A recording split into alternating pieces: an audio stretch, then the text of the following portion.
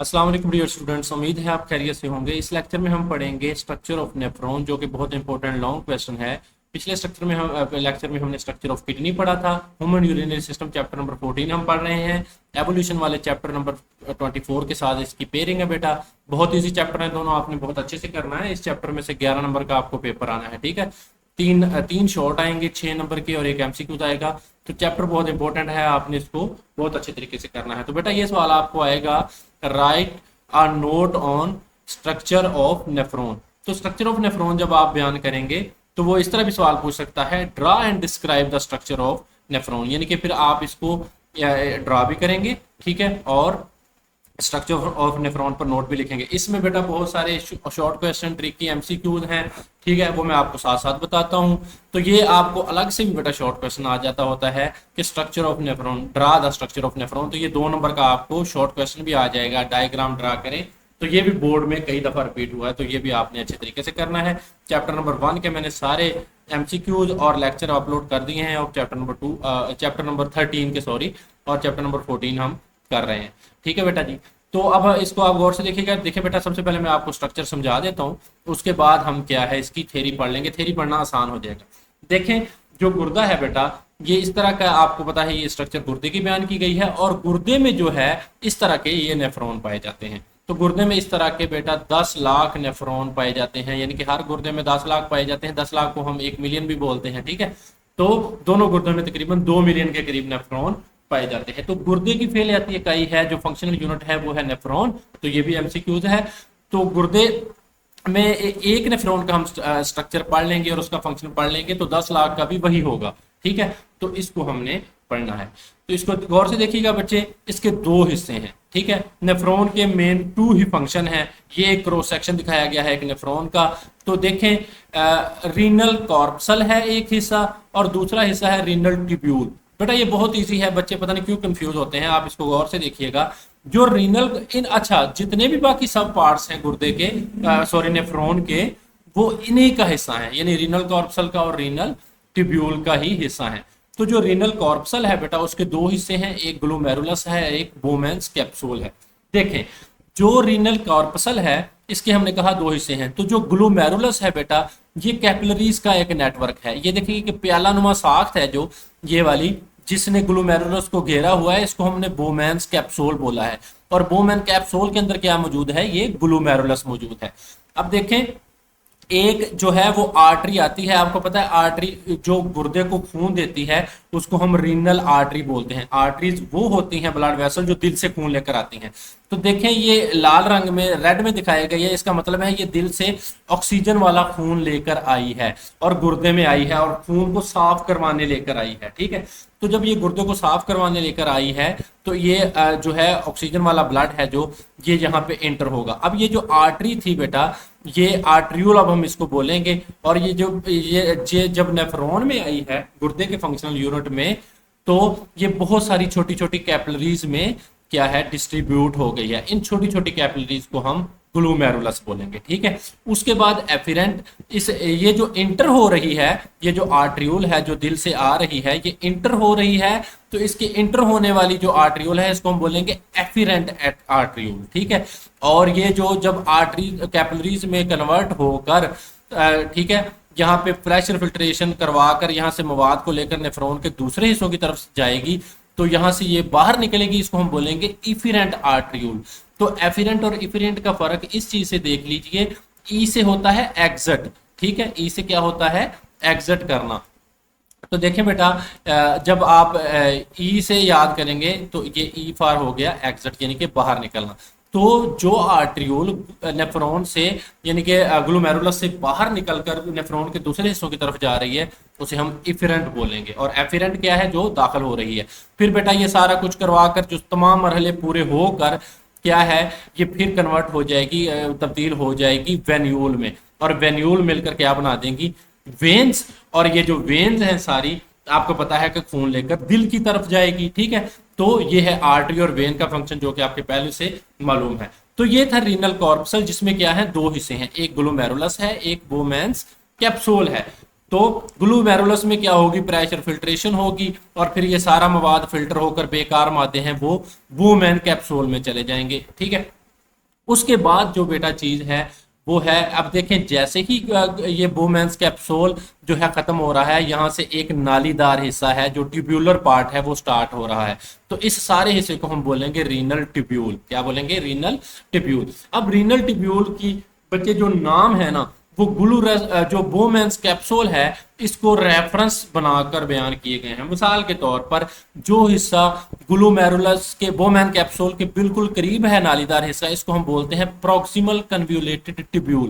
Proximal का मतलब होता है करीब होना, कन्व्यूलेटेड का मतलब होता है बलदार होना, ट्यूब्यूल मतलब कि ये ट्यूब्यूलर हिस्सा है। ठीक है, तो जो बोमेन कैप्सूल के करीब है हिस्सा, ये वाला सारा ट्यूब्यूलर हिस्सा, इसको हम प्रोक्सिमल बोलते हैं। ठीक है, और जो वो उसके बाद बेटा ये हिस्सा यहाँ पे यू शेप शक्ल में क्या है, यू शेप में कन्वर्ट हो जाता है। तो इसको हम बोलते हैं, इस यू शेप जो नालीदार हिस्सा है इसको हम बोलते हैं लूप ऑफ हैनले। ठीक है, तो यू शेप पार्ट कौन सा है? Loop of Henle. तो लूप ऑफ हैनले के मजीद दो हिस्से हैं। जो नीचे आ रहा है इसको हम डिसेंडिंग लिम्ब बोलते हैं, और जो इसको यू शेप हिस्सा, देखें ना यू के दो स्ट्रक्चर होते हैं ना बेटा, ये देखें ये यू मैंने ड्रा किया तो यू का एक हिस्सा नीचे आ रहा है, एक ऊपर जा रहा है। तो जो नीचे आ रहा है वो डिसेंडिंग लिम्ब है, जो ऊपर जा रहा है वो क्या है? असेंडिंग लिम्ब है। ठीक है, तो ये क्या हो गया? लूप ऑफ हैनले भी होगी। उसके बाद जो तीसरा हिस्सा है ट्यूब्यूलर पार्ट का बेटा, वो है डिस्टल कन्व्यूलेटेड ट्यूब्यूल। अब इसको डिस्टल क्यों बोला? प्रोक्सिमल हमने बोला था जो कि बोमेंस कैप्सूल के पास शुरू हो रहा था। अब डिस्टल इसको हमने इसलिए बोला है क्योंकि ये डिस्टेंस पे है, फासले पे है, बोमेन कैप्सूल से काफी फासले पे है, तो इसलिए हमने इसको बोला डिस्टल कन्व्यूलेटेड ट्यूब्यूल। ठीक है, तो ये डिस्टल पार्ट है, ये क्या है? ये जो शुरू में था वो प्रोक्सिमल पार्ट है। तो ये है बेटा कुल मिलाकर ट्यूब्यूलर हिस्सा। तो रीनल कॉर्पसल में क्या थे? गुर्दे के नेफ्रॉन के मेनली क्या थे? दो पार्ट थे, एक रीनल कॉर्पसल, एक रीनल ट्यूब्यूल। रीनल कॉर्पसल में ग्लोमेरुलस और बोमेन कैप्सूल, और रीनल ट्यूब्यूल में प्रोक्सिमल कन्वोल्यूटेड ट्यूब्यूल, फिर U shape loop of Henle जिसका एक डिसेंडिंग लिम्ब था नीचे आने वाला और एक ऊपर जाने वाला असेंडिंग लिम्ब था। इनके अलग अलग फंक्शन है, आगे हम गुर्दे नेफ्रॉन के फंक्शन में पढ़ लेंगे। और उसके बाद तीसरा हिस्सा था रीनल ट्यूब्यूल का डिस्टल कन्वोल्यूटेड ट्यूब्यूल जो कि दूर है। और यहाँ पे डिस्टल एंड पे जो चीज एंड पे, यहाँ पे जब यूरिन बनना है तो पेशाब, तो उसने यहाँ पे कलेक्ट होना शुरू हो जाना है, इसको हम बोलते हैं कलेक्टिंग डक्ट। ठीक है, तो ये हम इसका भी फंक्शन पढ़ेंगे। उसके बाद बेटा ये जो कैपिलरीज का एक नेटवर्क आ रहा है, इसने सारे ट्यूब्यूलर पार्ट को घेरा हुआ है, इसको हम बोलते हैं पेरी ट्यूब्यूलर कैपिलरीज। पेरी का मतलब होता है इर्द गिर्द। देखें ये सारे ट्यूब्यूलर पार्ट के इर्द गिर्द हैं, इसलिए हम इनको पेरी ट्यूब्यूलर बोलते हैं। यानी कि पेरी मतलब इर्द गिर्द, ट्यूब्यूलर मतलब ट्यूब्यूलर के। तो सारे ट्यूब्यूलर के आर पार जो ये जो है कैपिलरीज का नेटवर्क, इसको हम क्या बोलते हैं? Peritubular capillaries. ठीक है, तो ये था बेटा कुल मिलाकर इसका स्ट्रक्चर। और अब इसकी हम थ्योरी पढ़ लेते हैं जल्दी से, ताकि हमारे जो एमसीक्यूज हैं और शॉर्ट क्वेश्चन है वो भी क्लियर हो जाएं। तो हर गुर्दे में बेटा क्या होते हैं? 1 मिलियन माइक्रोस्कोपिक ट्यूब्यूलर स्ट्रक्चर होते हैं जिनको हम नेफ्रॉन्स बोलते हैं। तो व्हाट इज नेफ्रॉन? तो आपने लिखना है कि हर किडनी में contain about 1 million microscopic tubular structure called nephrons. There are these are the functional unit of kidney. तो यहां तक आपने क्या लिखना है? व्हाट इज नेफ्रॉन का जवाब, कि व्हाट इज नेफ्रॉन, तो आपने बताना है ये, और ये फंक्शनल यूनिट है। फंक्शनल यूनिट अलग से एमसीक्यूज है, ये भी आपने याद रखना है। अब नेफ्रॉन के क्या होते हैं? दो मेन पोर्शन होते हैं, एक रीनल कॉर्पसल पढ़ाया, दूसरा रीनल ट्यूब्यूल। रीनल कॉर्पसल ये अलग से शॉर्ट क्वेश्चन है, व्हाट इज रीनल कॉर्पसल, तो बेटा इसको आप शॉर्ट क्वेश्चन मार्क करें। कंसिस्ट ऑफ 2 एसोसिएटेड स्ट्रक्चर, इसके भी दो हिस्से हैं रीनल कॉर्पसल के। एक मैंने ग्लोमेरुलस पढ़ाया जो कि कैपिलरी नेटवर्क है derived from an afferent renal artery. यानी कि ये जो एफरेंट रीनल आर्टरी थी, इसमें क्या था? ये जो इसने जाके कैपिलरीज का एक नेटवर्क बनाया जिसको हमने ग्लोमेरुलस बोला। ठीक है, उसके बाद है जनाब बोमेंस कैप्सूल। तो is a cup shape double wall sac that surround the glomerulus. तो ग्लोमेरुलस को बेटा जिसने घेरा हुआ है, कप शेप स्ट्रक्चर है, इसको हमने क्या बोला है? बोमेंस कैप्सूल। उसके बाद है दूसरा हिस्सा, यानी कि ये वाला रीनल ट्यूब्यूल। इसको जल्दी से पढ़ लेते हैं। Renal tubule is a long tubule. तो ये लॉन्ग ट्यूब्यूल हिस्सा है that leads away from बोमेंस capsule, जो कि बोमेन कैप्सूल से स्टार्ट होता है और ये बहुत दूर तक फैला हुआ है। इसको हम क्या बोलते हैं? Renal tubule. It consist of 3 connective portion. इसके 3 हिस्से हैं बेटा। द प्रोक्सिमल कन्वोल्यूटेड ट्यूब्यूल, ठीक है, जो पास है, is the beginning portion and highly coiled. तो ये शुरू का पोर्शन है, हाईली क्वाइल्ड है, यानी कि इसमें बल बहुत है। It dips into the medulla. तो ये मेड्यूला में जाके डिप किया हुआ है। हमने कहा था कि गुर्दे के दो हिस्से हैं अंदरूनी साख्त के, एक रीनल कॉर्टेक्स है और एक रीनल मेड्यूला है। तो रीनल मेड्यूला में ये जाकर फंसा हुआ है ये वाला हिस्सा, ठीक है, जो कि प्रॉक्सिमल कन्वोल्यूटेड ट्यूब्यूल है। तो उसके बाद है लूप ऑफ हैनले, ये यू शेप है, ठीक है। तो यू शेप को हम क्या बोलते हैं, लूप ऑफ हैनले, ठीक है। तो it consist of to limbs, इसके दो हिस्से हैं बेटा। The descending limb continues towards the medulla, तो जो डिसेंडिंग लिम्ब है वो मेड्यूला में गया हुआ है।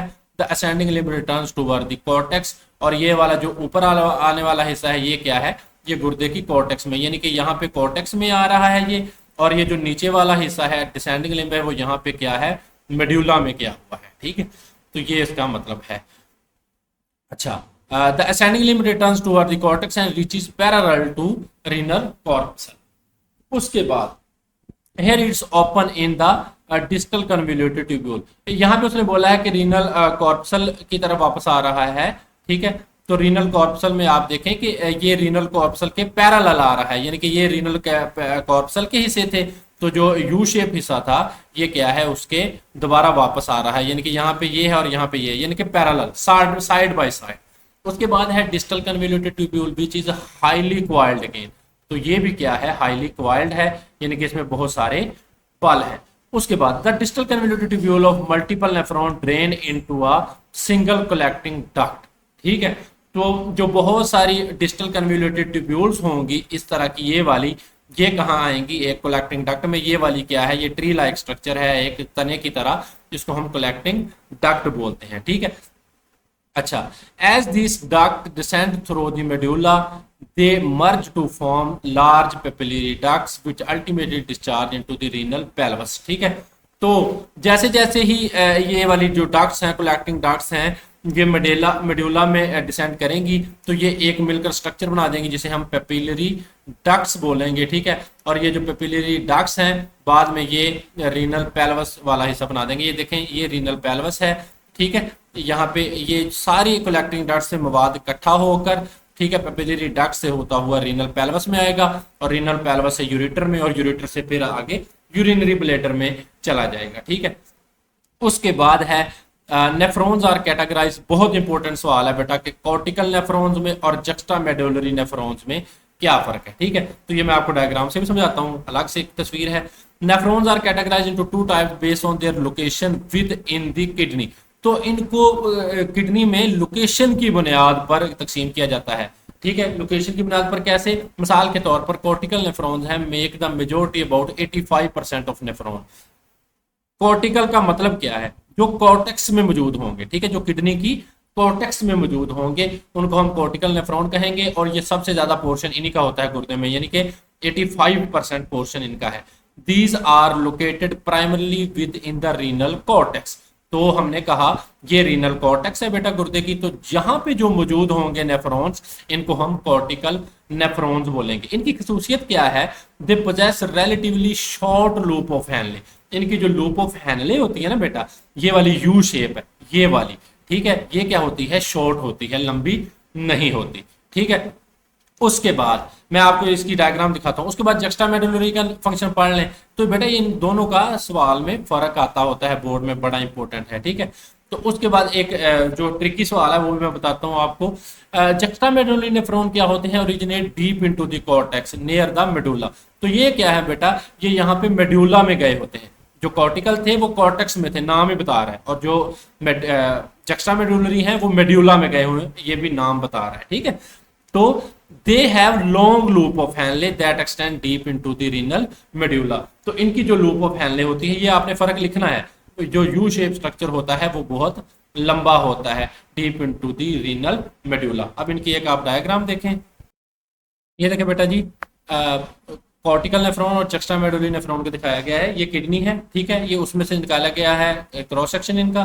तो ये देखें, ये रीनल पिरामिड है, पिरामिड में मौजूद है ये कॉर्टिकल नेफ्रॉन है। तो कॉर्टिकल नेफ्रॉन के बारे में मैंने आपको बताया है कि इनकी ये जो ये U shape loop of Henle है ये छोटी होती है, ठीक है, और इसलिए हम इनको कॉर्टिकल नेफ्रॉन कहते हैं। और जक्स्टामेडुलरी नेफ्रॉन हम इसको क्यों बोलते हैं, इनकी ये जो लूप ऑफ हैनले है यू शेप, ये बहुत लंबी है, ठीक है।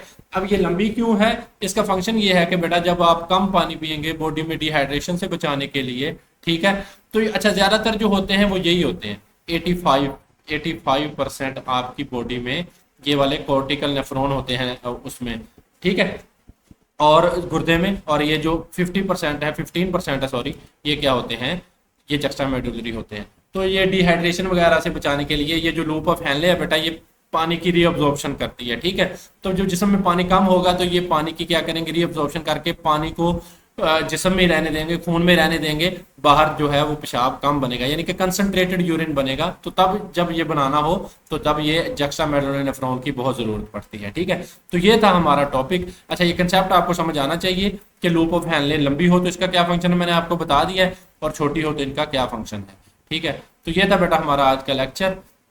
आपसे गुजारिश है काइंडली वीडियो को लाइक कर दीजिए और चैनल को सब्सक्राइब कर दीजिए अगर आप न्यू हैं। तो उसके बाद जो लेक्चर है बेटा वो मैंने कंटिन्यूसली सारे अपलोड कर रहा हूँ। चैप्टर 1 के भी हो गए हैं, और ये चैप्टर 2 के ये चैप्टर 13 के हो गए हैं, चैप्टर 14 के हैं अब। तो बेटा अगले लेक्चर में मिलते हैं, बहुत शुक्रिया, अल्लाह हाफिज़।